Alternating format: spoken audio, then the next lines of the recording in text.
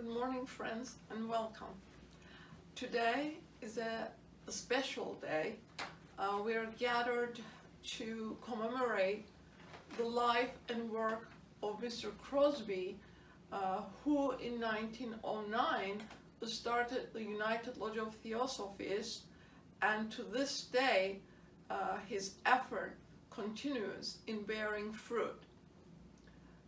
We, the ULT members, are all over the world, and even though our world does not enable us to gather together in person at this time, nevertheless, we are united in thought and in heart, and today we are together wherever we may be for this special day of commemoration. The Declaration.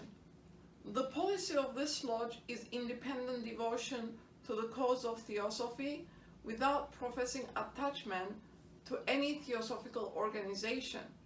It is loyal to the great founders of the Theosophical movement, but does not concern itself with dissensions of differences of individual opinion. The work it has on hand and the end it keeps view are too absorbing and too lofty to leave it the time or inclination to take part in side issues. That work and that end is the dissemination of the fundamental principles of the philosophy of Theosophy and the exemplification in practice of those principles through a truer realization of the self, a profounder conviction of universal brotherhood. It holds that the unassailable basis for union among Theosophists, wherever and however situated, is similarity of aim, purpose, and teaching, and therefore has neither constitution, bylaws, nor officers, the sole bond between its associates being that basis. And it aims to disseminate this idea among Theosophists in the furtherance of unity. It regards as Theosophists all who are engaged in the true service of humanity without distinction of race, creed, sex, condition, or organization. And it welcomes to its association all those who are in accord with its declared purposes and who desire to fit themselves by study and otherwise, to be the better able to help and teach others. The true Theosophist belongs to no cult or sect, yet belongs to each and all.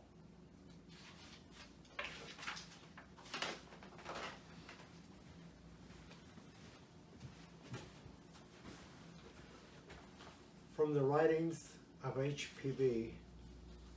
Theosophy is not a religion, we say, but religion itself, the one bond of unity which is so universal and all-embracing that no man has no speck, from gods and mortals down to animals, the blade of grass and atom, can be outside of its light. Therefore, any organization or body of that name must necessarily be a universal brotherhood. The just published Secret Doctrine will show what were the ideas of all antiquity with regard to the primeval instructors of primitive man and his three earlier races. The genesis of that wisdom religion in which all Theosophists believe dates from that period. So-called occultism, or rather esoteric science, has to be traced in its origin to those beings who, led by karma, have incarnated in our humanity, and thus struck the keynote of that secret science which countless generations of subsequent adepts have expanded since then in every age. While they checked its doctrines by personal observation and experience. The bulk of this knowledge, which no man is able to possess in its fullness, constitutes that which we now call Theosophy, or divine knowledge. Beings from other and higher worlds may have it entire. We can have it only approximately. Thus, unity of everything in the universe implies and justifies our belief in the existence of a knowledge at once scientific, philosophical, and religious, showing the necessity and actuality of the connection of man and all things in the universe with each other, which knowledge therefore becomes essentially religion and must be called in its integrity and universality by the distinctive name of wisdom religion.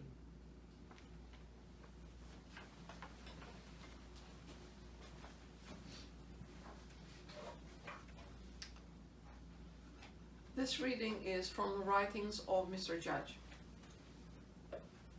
We cannot at once alter the constitutional tendencies of the atoms of our brains, nor in a flash change ourselves. We are insensibly affected by our education, by the ideas of our youth, by the thought, whatever it was, that preceded our entrance upon Theosophy. We require to have patience, not with the system of Theosophy, but with ourselves, and be willing to wait for the gradual effect of the new ideas upon us. The taking up of these ideas is in effect a new mental incarnation, and we, just is the case of a new mantra, have to evolve from the old estate and with care gradually eradicate the former bias. It is taught in the Secret Doctrine that the moon is the parent of the earth and has given to us all that we are now working over in our world. It is the same in the case under consideration. Our formal mental state is our mental moon and has given us certain material which we must work over, for otherwise we attempt to go contrary to a law or nature and will be defeated. Some may ask if there is not any sort of study that will enable us to shave off these old erroneous modes of thought. To them, I can only give the experience of many of my friends in the same direction. They say, and they are supported by the very highest authority, that the one process is to inquire into and attempt to understand the law of spiritual unity, and the fact that no one is separate, but that all are one in the plane of spirit, and that no single person has a particular spirit of his own, but that Atman, called the seventh principle, is in fact the synthesis of the whole and is the common property of every being high and low, human, animal, animate, inanimate, or divine. This is the teaching of the Mundaka Upanishad of the Hindus, and the meaning of the title Mundaka is shaving, because it shaves off the errors which stand in the way of truth, permitting then the brilliant lamp of spiritual knowledge to illuminate our inner nature.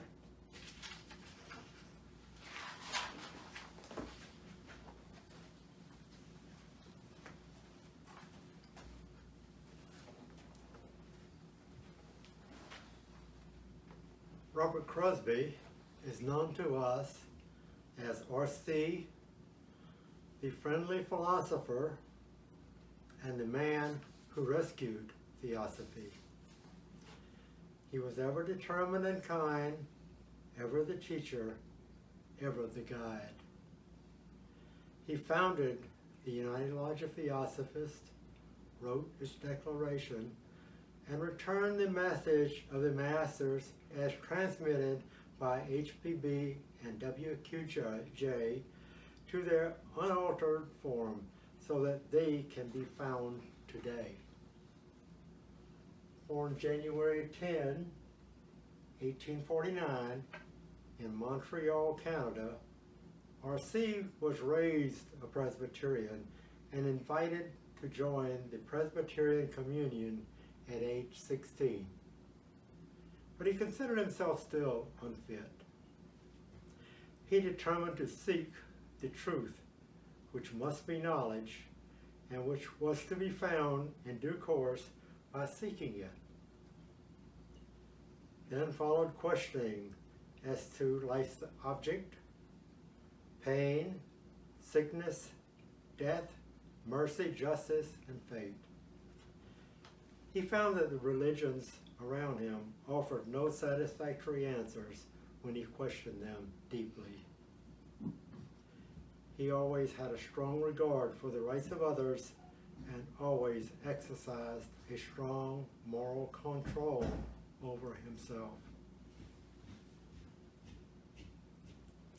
R.C., an associate with an older partner, started a business in Montreal. Soon after, he married the daughter of his partner. The partners later sold that business and established a similar business in Boston. R.C.'s partner brought him news that a branch of the T.S. in Boston was proposed. The word Theosophia suggested much to R.C., so he went to the first meeting, recognized at once that this was what he was searching for, and joined the T.S. immediately. Soon, Mr. Judge came to Boston to speak. R.C. was introduced to him together with other new members. Leaving for his hotel after the meeting, Mr. Judge called back, "Good night, Crosbie. I've got you on my list." R.C. recorded, "A veil was lifted, a tie was formed, which has never since been broken." Mr. Judge frequently came to Boston thereafter and stayed at the Crosbie house, and R.C. frequently went to New York to visit with him. On Mr. Judge's suggestion, R.C. wrote directly to H.P. Blavatsky. R.C. became one of the earliest members of the esoteric section after it was formed in October 1888. He was first secretary and later president of the esoteric group in Boston. Mr. Judge would refer students in the New England states to R.C., saying, "Ask Crosbie, he thinks and acts as I do." In June 1891, after HPB's death, Mr. Judge put R.C. in charge of the esoteric groups in the 7 New England states. R.C. helped organize the 5th and 8th conventions of the TSN in America held in 1892 and 1895. He participated in formalization of the Theosophical Society in America. The report of this event included a statement by Mr. Judge that, quote, "The unity of the Theosophical movement does not depend upon the singleness of organizations, but upon the similarity of work and aspiration. And in this we will keep the link unbroken." The words "keep the link unbroken" had been HPB's last words. R.C. helped with a historical sketch of the TS, tracing its major events since 1875. Later, a pamphlet embodying this information was issued under the title, What is the Theosophical Organization? Mr. Judge died March 21, 1896. One of R.C.'s few articles that he signed was titled, A Friend of Old Time and of the Future. As such does William Q. Judge appear to me, he said, as doubtless he does to many others in this and other lands. The first theosophical treatise that I had read was his Epitome of Theosophy. My first meeting with him changed the whole current of my life.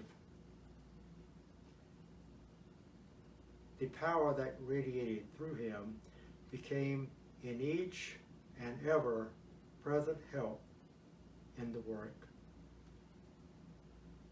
Of his extraordinary power of organization, his marvelous insight into the character and capacity of individuals, his ability of turning seeming evils into powers for good, I have had many proofs. That he was a great occultist, many know by individual experience, but none have fathomed the depths of his power and knowledge. The lines have been laid down for us by HPB, WQJ, and the Masters. Close quotes. R.C.'s first marriage having ended in divorce, he remarried on April 10, 1900 in Manchester, New Hampshire. The newlyweds moved on to Point Loma, California, in response to a request that R.C. join TS at the new location of the American headquarters. He contributed all of his assets to the TS. For 4 years, he tried to convince TS to stay true to the message as transmitted by HPB and WQJ. In 1904, he and Mrs. Crosbie left Point Loma. None of R.C.'s assets were returned to him, and he and Mrs. Crosbie were penniless. R.C. is reported to have said, "We quietly left Point Loma," and that closed the subject. In reviewing this period, Mr. Crosbie wrote, quote, "I was in Boston and had no reason to doubt the statements of those in New York, whom I believe to be sincere and of good training and judgment. I should have known by other means the true state of affairs when Judge passed out of life. I lost touch with him, though. Doubtless I relied on him too much and had not exercised my own intuition." The Crosbys rented a house in South Pasadena, and R.C. got a bookkeeping job with the Los Angeles Times. He and some neighbors started a study class using Mr. Judge's The Ocean of Theosophy and Madame Blavatsky's The Key to Theosophy as the first text studied, along with the Bhagavad Gita, the Theosophy of 5,000 years ago. R.C. and others adopted the original principles and the original program of the Masters, which HPB and Mr. Judge had embodied practically during their lifetimes. These principles are still in the Declaration of the United Lodge of Theosophists and R.C.'s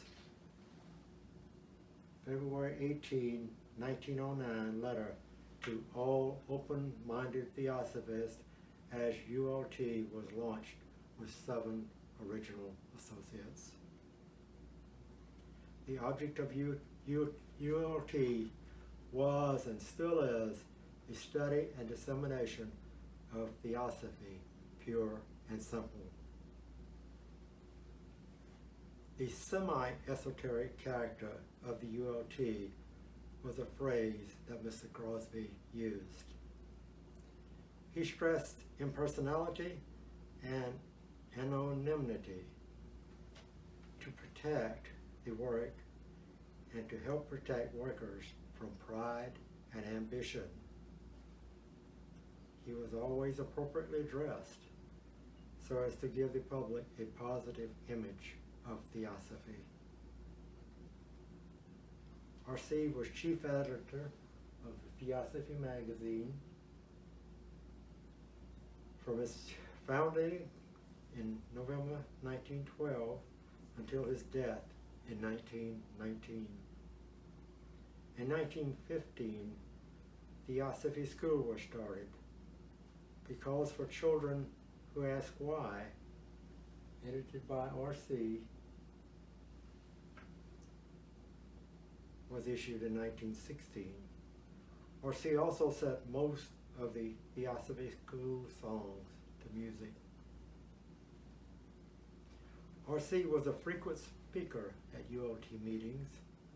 He was constantly at the service of the hundreds of students who sought his wise and benign counsels in their many problems.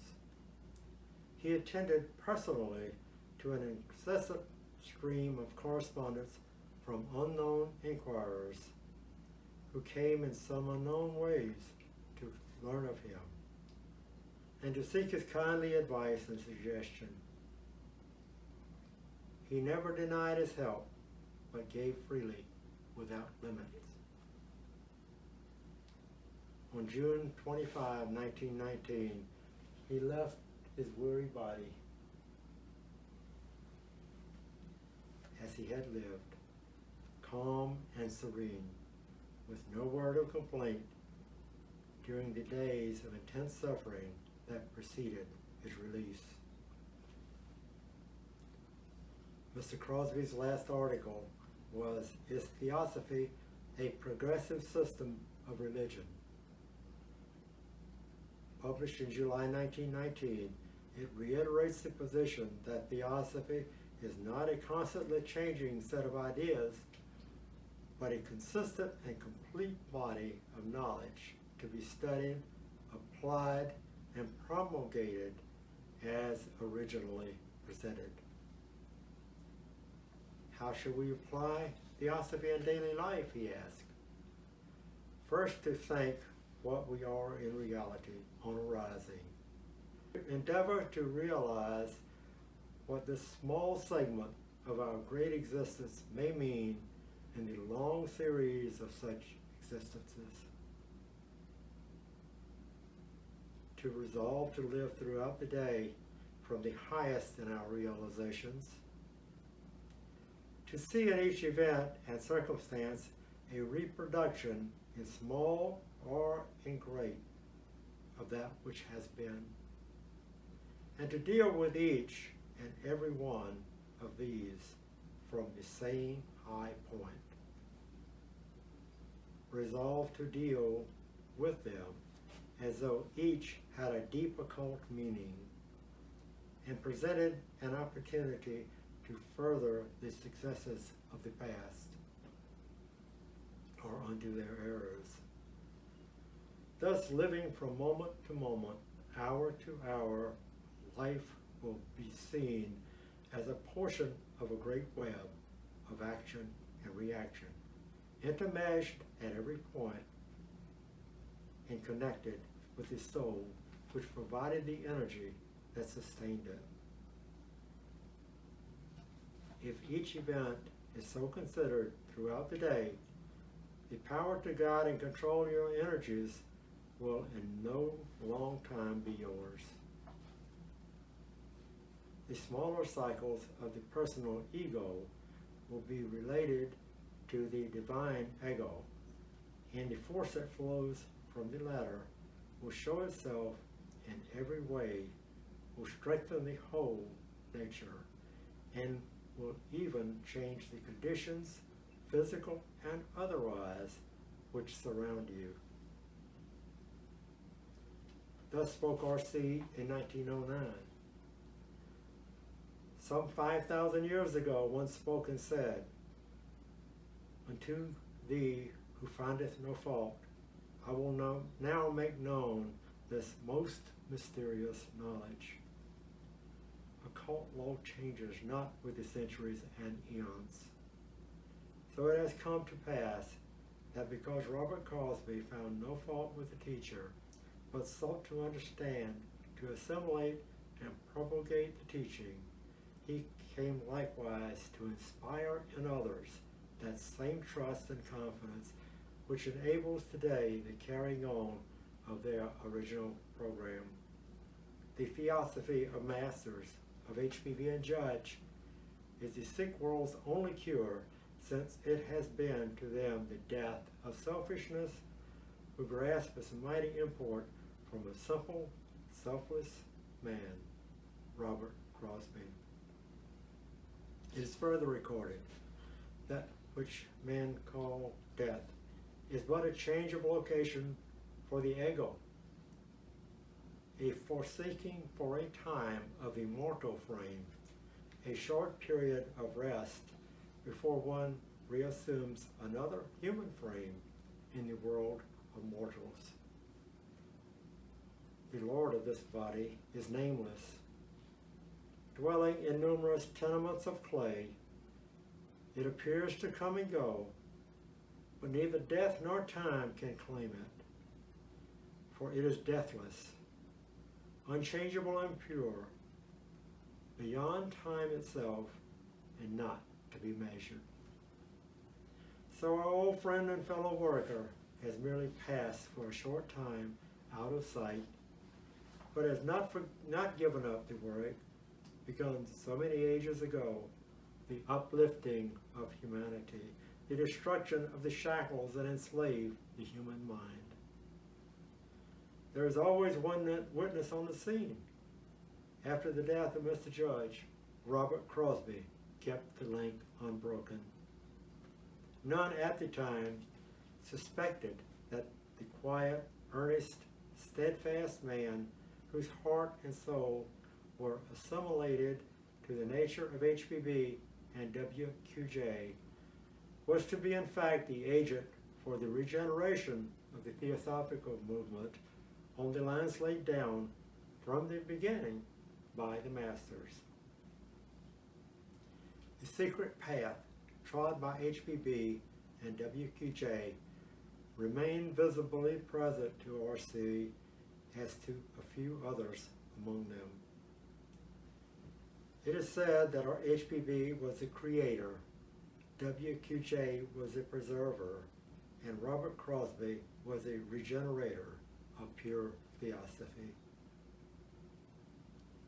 When asked why could not the students see the true lines to follow, no matter what clamors and claimants arose, Mr. Crosbie used to answer, "It all lies in one word, personalities.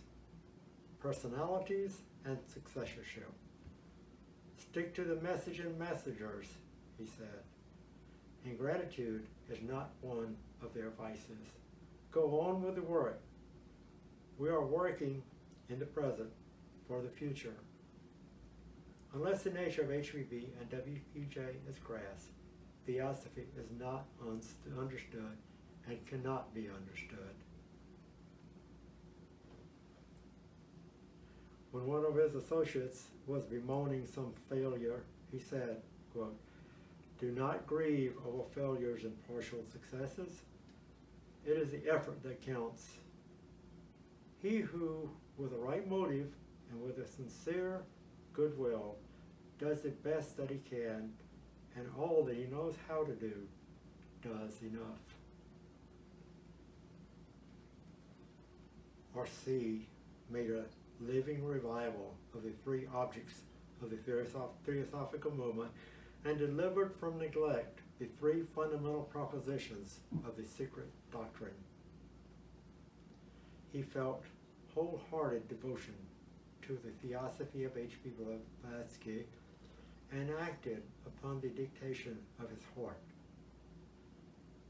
The honor given to him is not a personal devotion, it is a recognition of and gratitude for services which might have been the part of anyone who saw as he did, and in whom was born the same determination.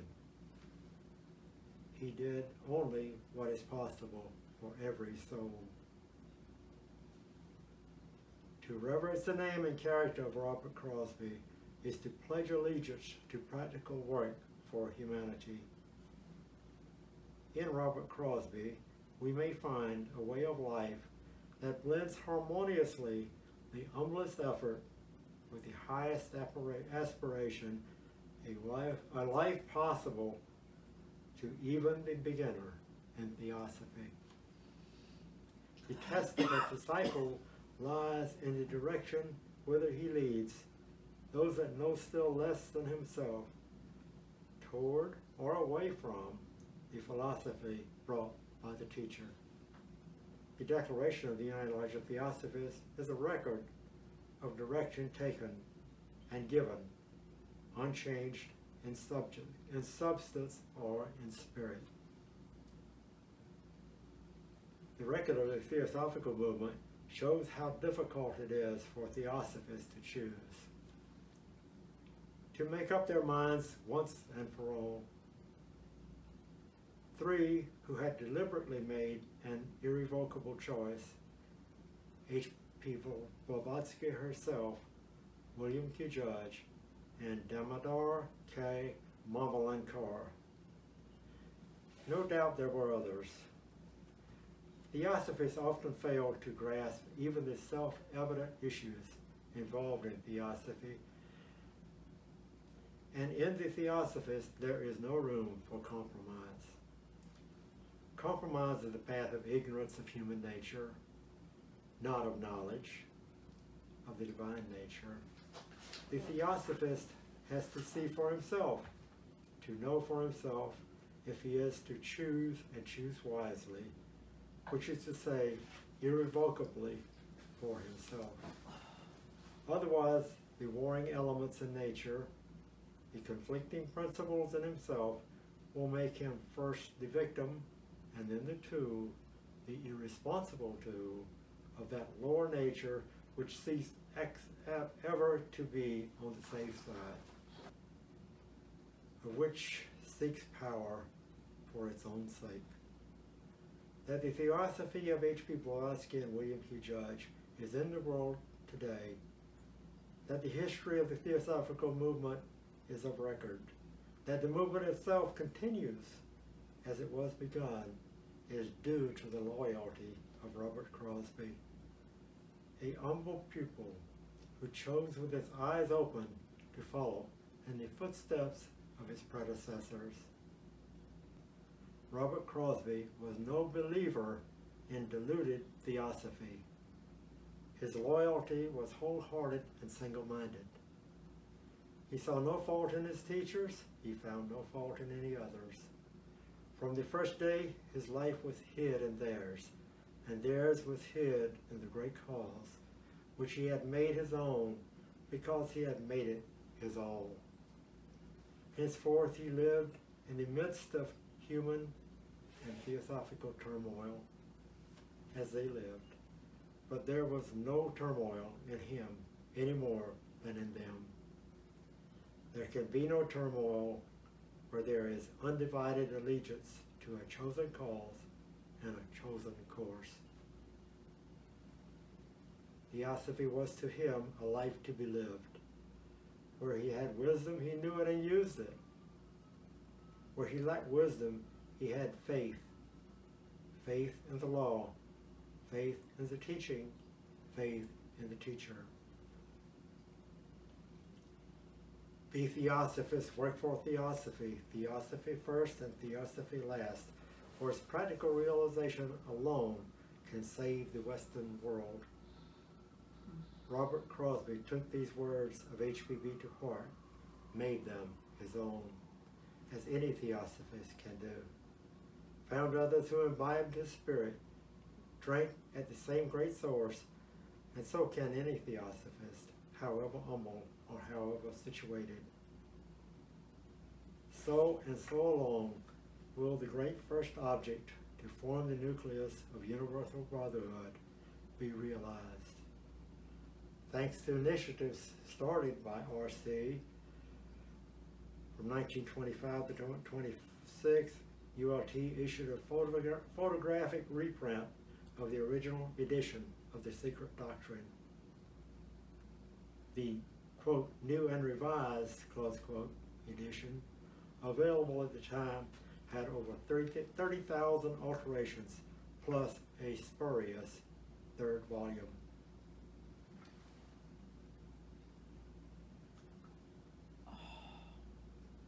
Let's see. The Theosophical movement from 1875 to 1925, with articles edited by Mr. Crosbie and further update published in 1951. In 1928, Notes on the Bhagavad Gita was published. Mr. Judge had prepared notes for the first 7 chapters. His death interrupted the series. Mr. Crosbie contributed to the notes, the last 11 chapters, 8 to 18, and they looked like they were all written by the same person in this person's view. 1930, ISIS unveiled a photographic reprint of the original edition of 1877 issued by ULT. ISIS was completely out of print at that time. 1934, The Friendly Philosopher, composed of some of R.C.'s letters and talks. Answers to questions on the ocean of theosophy. R.C.'s answers to questions asked in study classes that he conducted. 1963 came Universal Theosophy, a compilation of 30 talks and quotations from R.C. on how he continued the theosophical work after the passing of HPB and WQJ. All of HPB's and WQJ's books and their magazine articles have been reprinted several times. Their magazine articles are now in handy volumes as well as in pamphlet size. The prime objective of the ULT continues to be to remove all barriers between the student and the message of theosophy as it was presented by HPB and WQJ. The original texts are reprinted. Phoenix ULT put them in digital format and are now online.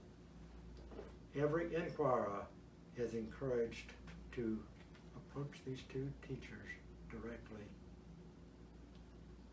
B.P. Wadia became familiar with ULT a few months after the death of Mr. Crosbie.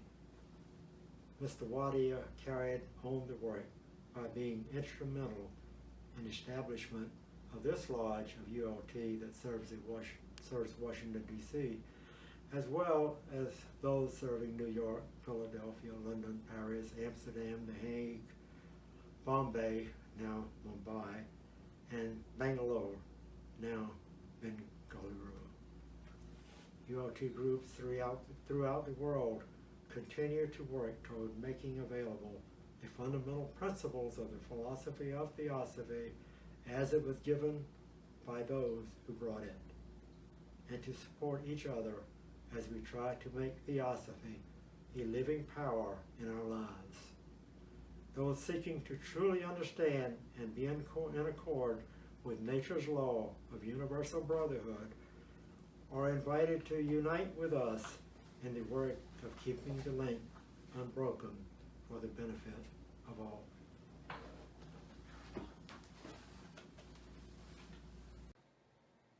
This reading is from the writings of Robert Crosbie. Either Theosophy pure and undefiled is the most real thing in the world, or we're all wasting our time and effort. If we're able to conceive its reality in all seriousness, we should then never cease trying to understand and apply what has been recorded by Master's messenger for our guidance and instruction. What is the distinction between Theosophy and anything else? In fundamental principles, I should say. Nothing else affords an all-inclusive view of existence. The real point of issue is the divine nature in man. The real basis of work is to impress this on the minds of those who come. In Theosophy, we have this basis. A right philosophy is desperately needed by the world. Without this, strength and special faculties are useless because they are misapplied. Theosophy is not merely words, it is life, and this includes all things in life and all the planes of living. To have brotherhood among the many, it is first necessary to realize brotherhood among the few, and the basis of brotherhood is the divinity inherent in all men. We may not be able to apply, as fully as we and others might desire, all the axioms and reasoning of the philosophy, but what of that? We can apply what is possible, and all that is possible to us, and in that application, greater understanding and facility arise. Each one has to find his way. Words cannot give it, yet there is a way for each. Most of the trouble lies in trying to see, trying to hear, trying to think it all out, instead of applying what we do see. All ability comes very gradually, imperceptibly, felt, grasped, realized, rather than perceived in the ordinary sense. We're all links in the great chain of the Theosophical movement. What affects one affects all, and in degree. We and all other true students are linked with the Great Lodge by aspiration, by service, by following the Master's program as nearly as we know. All sincere students are surrounded by an invisible escort as long as their faces are set toward the goal and they remain staunch to Master's program. Masters neither push, pull, nor hinder voluntary action. To do so will be to prevent true self-reliance. They've spoken clearly of their nearness to all those who try and ever keep trying. Paraphrasing a saying of the Master, we might say, all Theosophy is before you. Take what you can.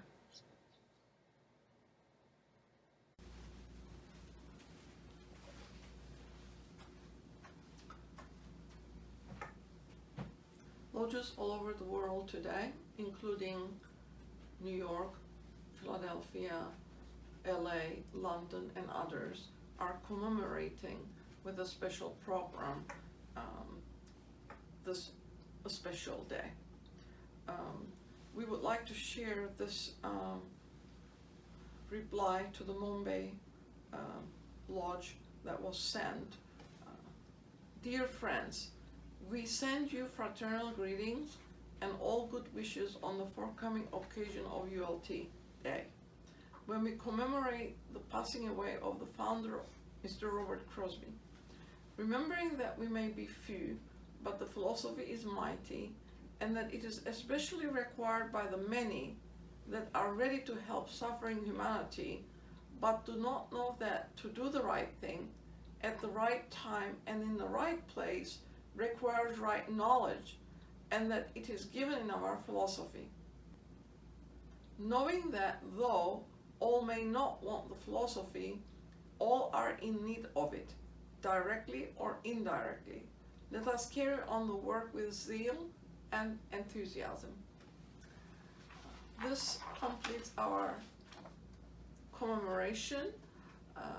We hope that we can still be united together today for this special occasion, regardless of wherever we may be. Thank you.